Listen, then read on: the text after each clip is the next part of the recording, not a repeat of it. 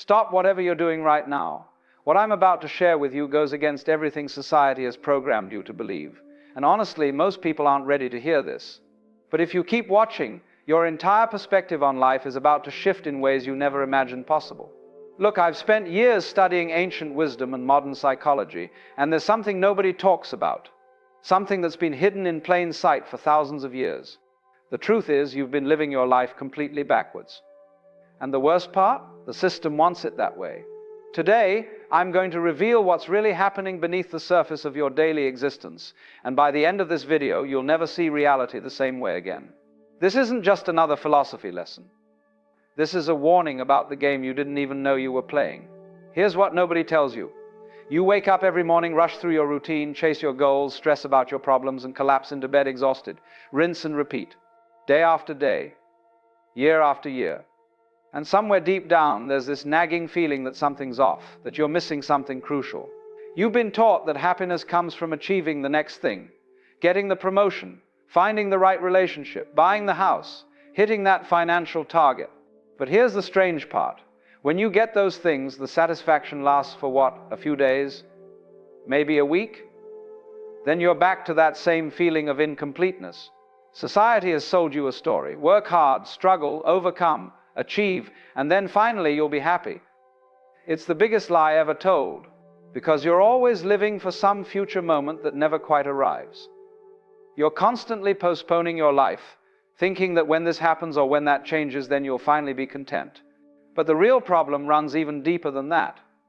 You've been conditioned to believe that you are separate from everything around you, that you're this isolated individual, fighting against the world, trying to carve out your little piece of happiness in a hostile universe. This belief, this fundamental assumption about who and what you are, is the root of almost all your suffering. And nobody's talking about it. Your schools didn't teach it. Your parents probably don't know it. The media certainly isn't broadcasting it. Because if you figured this out, the entire system of control would collapse. You'd stop being a good consumer. You'd stop chasing carrots on sticks. You'd stop playing the game entirely. The illusion of the separate self. Let me ask you something. Who are you? No, really.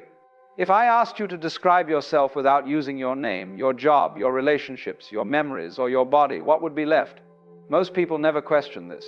You just assume you're this separate entity locked inside your skull, looking out at a world that's fundamentally separate from you. But here's where it gets interesting. That feeling of being a separate self, it's a construction. It's something your brain created, not something that actually exists in the way you think it does. Think about it. Where exactly are you located? Are you in your head? If so, which part? Your thoughts. But thoughts come and go. They appear and disappear. The you that's watching those thoughts must be something else, right? Are you your emotions? But those change constantly. Are you your body?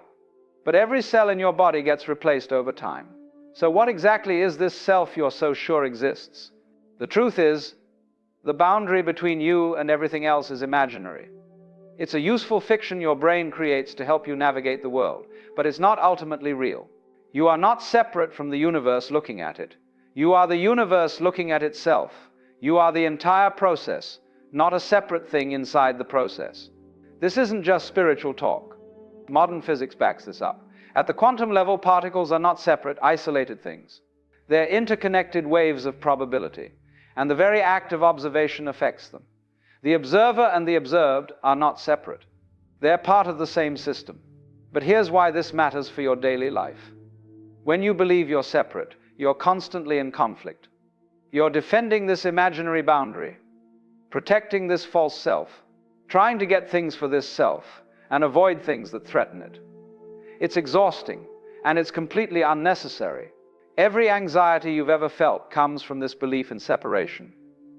Every fear, every moment of loneliness, it all stems from the illusion that you're isolated, that you're separate from the whole, that you're fundamentally alone in this universe. But once you see through this illusion, once you recognize that you're not separate from life but an expression of it, everything changes. You stop fighting reality. You stop resisting what is. You realize that the universe isn't happening to you. You are the universe happening. This doesn't mean you become passive or stop having goals. It means you stop living from a place of lack, from a place of incompleteness. You realize you're already whole. You always have been. The seeking itself was the problem, the trap of psychological time. Now let's talk about time, because this is where most people get completely lost. You spend almost your entire life either dwelling on the past or worrying about the future. The present moment, the only moment that actually exists, gets overlooked completely. Think about your typical day. How much of it are you actually here, actually present? Or are you lost in thoughts about what happened yesterday, what someone said last week, or what you need to do tomorrow, next month, next year? Your mind has this incredible ability to travel through time, to remember the past and imagine the future. This is useful for practical planning. But somewhere along the way, you started living there instead of here. You started believing that those mental projections are more real than the present moment. Here's the trap. Your mind says, I'll be happy when I achieve this goal. But when you achieve it, does the mind stop? No. It immediately creates a new goal, a new future moment where happiness supposedly awaits. It's an endless game you cannot win. Or your mind says, I can't be happy now because of what happened in the past, because of my trauma, my mistakes, my regrets. But the past isn't happening. It's literally not occurring right now. It's a memory, a story you're telling yourself in this moment. The only thing that's actually real is this. Right now. This moment, this breath, this sensation, this awareness. Everything else is mental construction, memory and imagination, both useful tools, but not reality itself. And here's what's really wild. Time as you experience it psychologically doesn't actually exist. There's only now, always now. When the past was happening, it was now. When the future arrives, it will be now. There is only ever this eternal present moment. Clock time is real, yes. You need to catch your flight, show up to your meeting, plan for the future. But psychological time, this constant mental dwelling in past and future, this identification with your story, your history, your hopes and fears, that's the prison. When you're fully present, problems don't exist. Think about it. Can you actually have a problem right now, in this moment, if you're not thinking about past or future? If you're just here, aware, present, where's the problem? Problems exist in mental time, not in the actual now. This is why meditation and mindfulness have become so popular. People are starting to realize that presence, being fully here, is not just some spiritual concept. It's the foundation of well-being. It's the end of suffering. But society doesn't want you to be present. It wants you anxious about the future, so you'll buy insurance and save for retirement and consume products that promise future happiness. It wants you guilty about the past, so you'll buy self-help products and therapy and solutions to fix yourself. The advertising industry runs entirely on making you feel incomplete now, so you'll buy something for a better future. The entire economy depends on you not being present, not being content with what is. The backwards law. Here's something that will blow your mind. The more you pursue something, the more it eludes you. The harder you try to be happy, the more miserable you become. The more you seek peace, the more anxious you feel. It's completely backwards from what you've been taught. You've been raised to believe that effort leads to results, that trying harder brings success. And in the physical world, with external goals, this often works. You want to build a house, you apply effort, you build a house. Simple. But with internal states, with happiness, peace, contentment, love, the opposite is true. The pursuit itself creates the problem. The seeking creates the sense of lack. Think about it. If you're searching for happiness, what does that searching imply? That you don't have it, that you're incomplete without it, that something is wrong with this moment. The very act of seeking happiness confirms to your nervous system that you're unhappy. Or consider the instruction. Try to fall asleep. Can you do it? No. The trying keeps you awake. Sleep comes when you stop trying, when you let go, when you surrender to what is. Same with love. The more desperately you seek it, the more you repel it. The more you chase it, the more it runs away.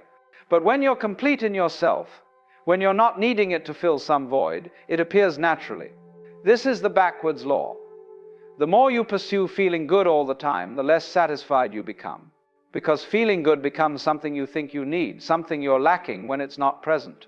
The solution isn't to pursue the opposite. It's not about trying to not try, that's still trying. It's about seeing through the entire game, recognizing that what you're seeking you already are. You are not a separate self that lacks something and needs to obtain it. You are the entire process of life expressing itself uniquely through this particular body and mind. There's nothing to get because you're already it. This doesn't mean you stop setting goals or working toward things. It means you stop making your happiness conditional on achieving them. You realize the peace you're seeking isn't at the end of some journey. It's available right now, when you stop seeking it. The dance of opposites. Everything in life comes in pairs. You cannot have up without down, light without dark, pleasure without pain, good without bad. These aren't separate things fighting each other. They're two sides of the same coin. They define each other. They create each other. But you've been taught to pursue one side and reject the other. Get the good, avoid the bad. Seek pleasure, escape pain. Choose light, eliminate darkness. And this creates constant conflict in your life. Here's what they don't tell you. You cannot have one without the other. They arise together.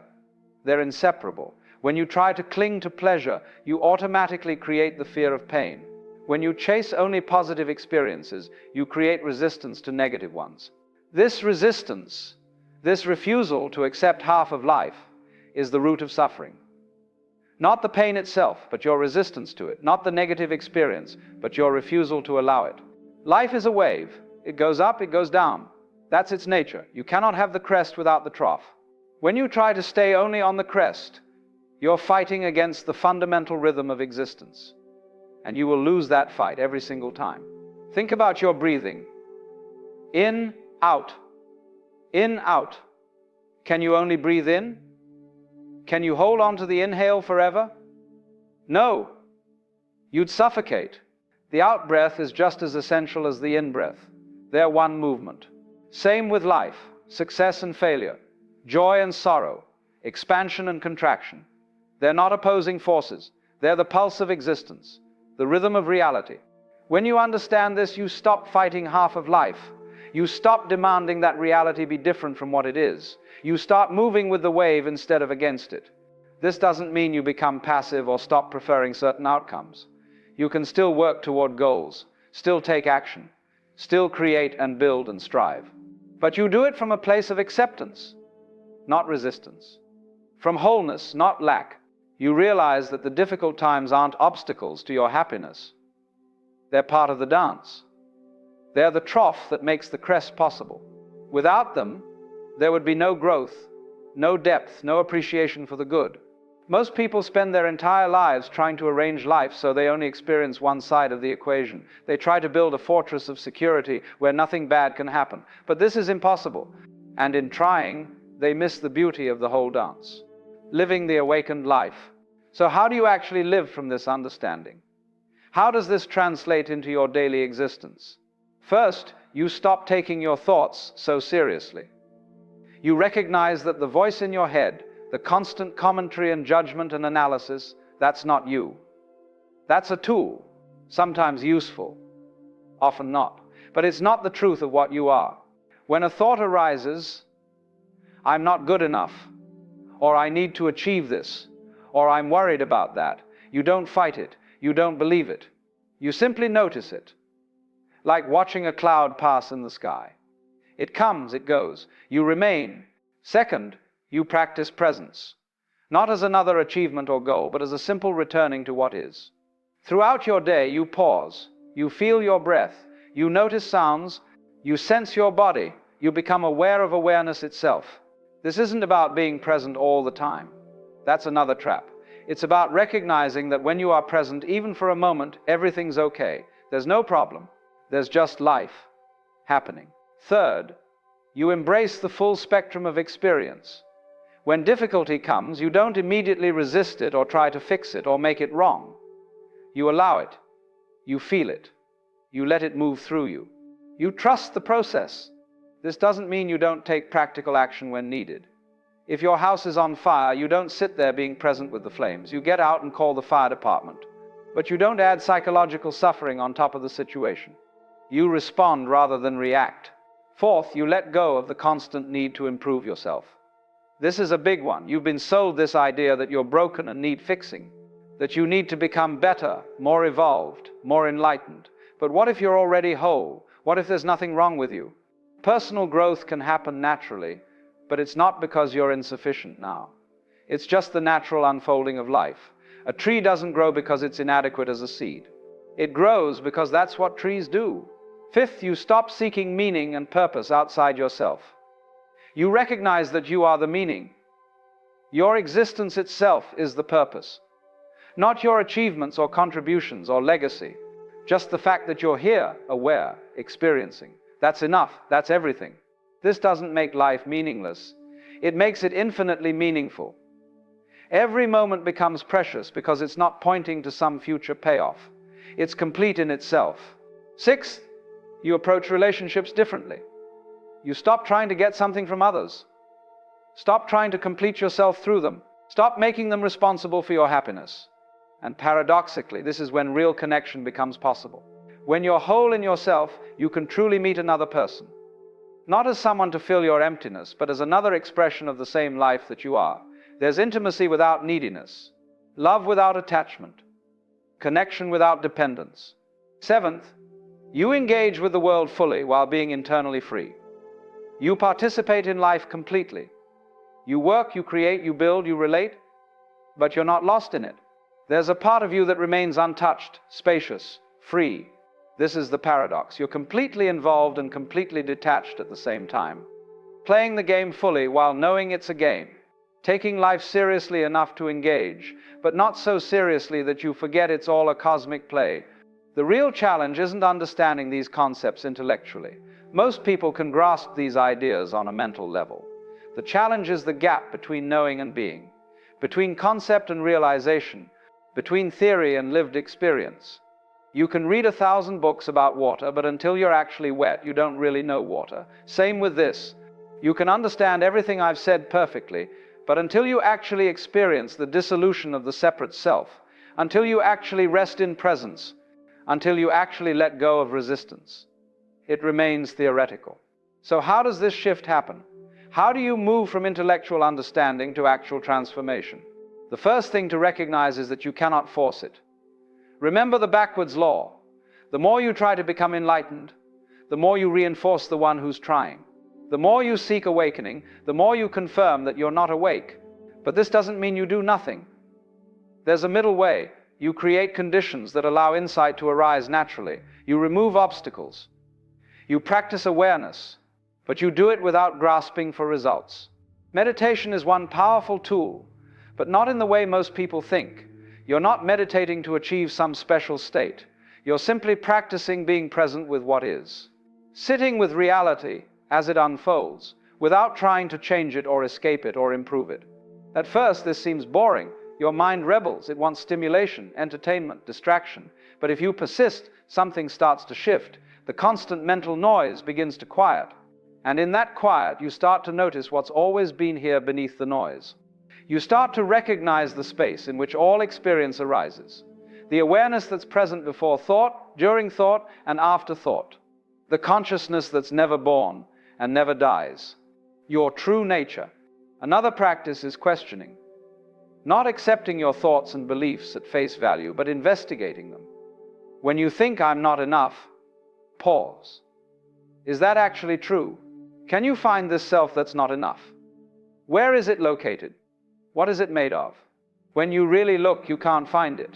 You find thoughts about a self, memories, sensations, but no actual separate entity. And in that seeing, in that recognition of what you're not, what you actually are becomes clear. Daily life itself becomes the practice. Every moment of stress, every moment of desire, every moment of fear, these aren't obstacles to awakening. They're opportunities to wake up, to see the pattern, to recognize what you're doing to yourself. You're stressed because you're resisting what is. You're desiring because you believe you're incomplete without the object of desire. You're afraid because you're identified with a separate self that can be threatened. See the mechanism, and it begins to lose its power. Here's the ultimate secret, the thing that brings this all together. You are not in the universe. The universe is in you. You are not a small, separate wave on the ocean of existence. You are the entire ocean, playing at being a wave. Every person you meet is you in disguise. Every situation you face is you showing yourself to yourself. The entire cosmic drama is your drama. The whole thing is one movement, one process, one life expressing itself as many. This isn't a belief to adopt. It's a recognition to have. And when this recognition dawns, even for a moment, everything transforms. Not the content of your life necessarily, but your relationship to it. Problems don't disappear, but they're no longer problems in the same way. They're just situations to address. Pain doesn't vanish, but suffering does. Because suffering is the resistance to pain, not the pain itself. You still live, still act, still participate, but there's no one doing it. Life is living itself. The universe is expressing itself through this particular body-mind. And it's perfect exactly as it is, even when it's imperfect. This is the warning I mentioned at the beginning. Once you see this, you can't unsee it. Once you taste this freedom, the old way of living becomes impossible. The game loses its grip on you. You'll still play the game. You'll still work and relate and create. But you're no longer fooled by it. You know it's a play. You know you're playing all the parts. And this knowing changes everything. Look, everything I've shared with you today points to one simple truth. You are not what you think you are. The separate self you've believed yourself to be your entire life is a fiction. A useful fiction for navigating the world, but a fiction nonetheless. You are not separate from life. You are life itself. The awareness reading these words right now is the same awareness that's been present your entire life. It's never changed. It's never been born. It will never die. Everything else comes and goes within it. Your thoughts, your emotions, your experiences, they're like weather patterns passing through the sky. The sky doesn't resist them or cling to them. It simply allows them to be. You are that sky, not the weather. When you stop identifying with the passing weather and recognize yourself as the unchanging space in which it all happens, you discover a peace that doesn't depend on circumstances, a joy that doesn't need a reason, a love that has no opposite. This isn't about becoming someone different or better. It's about recognizing what you already are and have always been. It's about seeing through the illusion that's caused all your suffering. The separate self is the root of all problems. It creates fear because it can be threatened. It creates desire because it's never complete. It creates conflict because it's constantly defending its imaginary boundaries. But you are not that. You never have been. The seeking itself was the problem. The one who was seeking was the illusion. And in the recognition of this, the seeking ends. The struggle ends. The war with reality ends. You're already home. You've always been home. There's nowhere to get to because you are the destination. There's nothing to achieve because you are the achievement. There's nothing to find because you are what you've been seeking. If this resonated, watch what happens next in the video I'm showing you now.